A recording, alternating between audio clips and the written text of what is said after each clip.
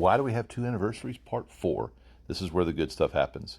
Now, in March, Amy went to an FIS day in Little Rock, and one of the things in Arkansas they always do is if any speaker comes in from out of town, they have you call the hogs. And Arkansas people know what that is.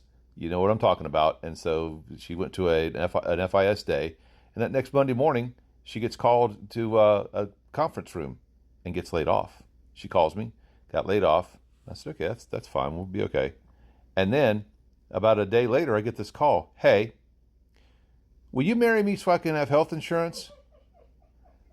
And I said, okay, I like the sound of this. She was planning on coming down for Easter.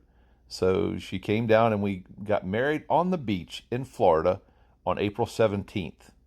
Now keep in mind, Amy had never been married before. I'd failed at this a couple times.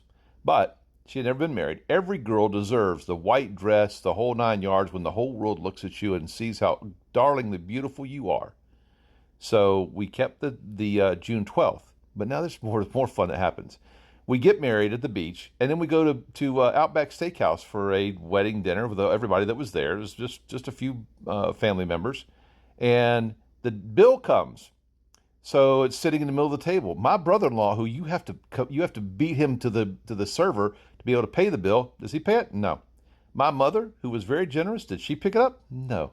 We paid for our own meal at Outback Steakhouse after our wedding. That was kind of just something. Everybody's meal. Sorry, everybody's meal. We picked up the whole tab.